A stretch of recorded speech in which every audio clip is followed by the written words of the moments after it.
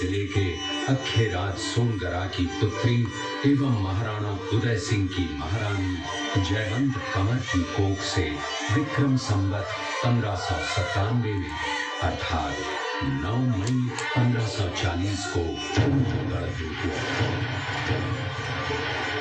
बाल्यकाल चित्तौड़गढ़ में गुजरा। सन 1567 में अकबर ने जब चित्तौड़गढ़ पर आक्रमण किया तो मेवाड़ के प्रमुख सरदारों और सेना नायकों के आग्रह पर महाराणा उदय सिंह ने चित्तौड़गढ़ छोड़ दिया।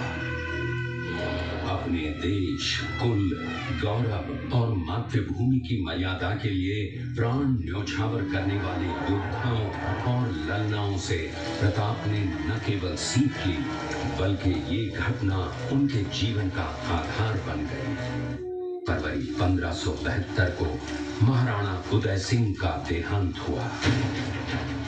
प्रताप की ज्येष्ठता और योग्यता को ध्यान में रखते हुए सरदारों ने उनको राजगद्दी पर आसीन किया। होली के दिन उनका गोगुंदा में राज तिलक हुआ।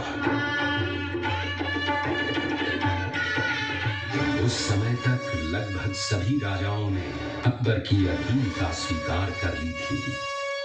एकमात्र महाराणा प्रताप ने अपना मस्तक अकबर के आगे नहीं झुकाया। प्रताप मुगलों से लोहा लेने की तैयारी में जी जान से जुट गए। 18 जून 1576 की सुबह हल्दी घाटी और खमनोर के मध्य एक मैदान में ऐतिहासिक युद्ध हुआ। महाराणा प्रताप की सेना गोगुंदा से हल्दी घाटी पहुंची, जबकि सेनापति मानसिंह के नेतृत्व में मुगल सेना ने हल्दी घाटी के ठीक नीचे मैदान में अपना मोर्चा जमाया।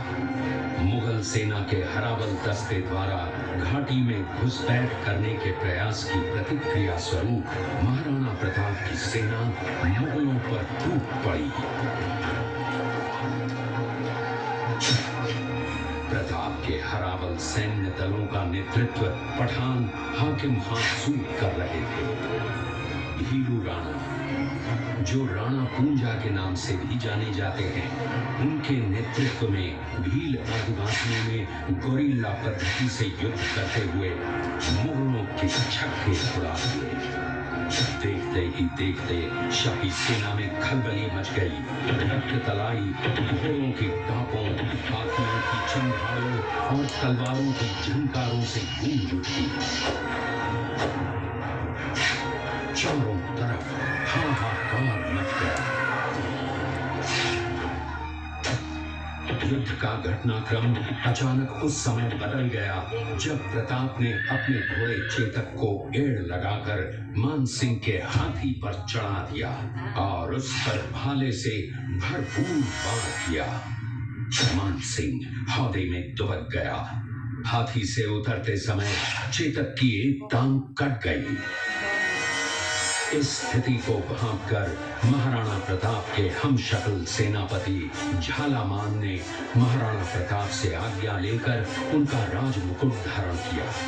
मुगल सेना झालामान को महाराणा प्रताप समझकर उन पर टूट पड़ी और झालामान शहीद हो गए।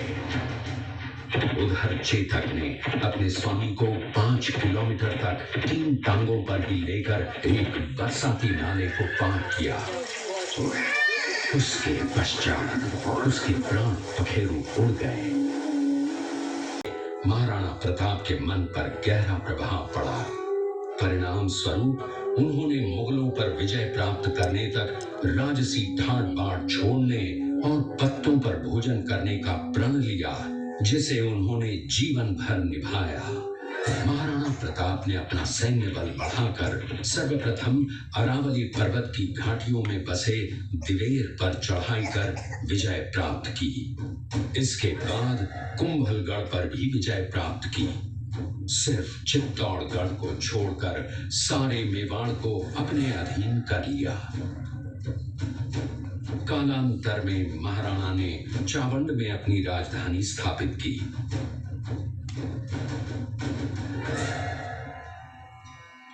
19 जनवरी 1597 को राणा प्रताप ने मात्र 57 वर्ष की आयु में इस संसार से प्रयाण किया।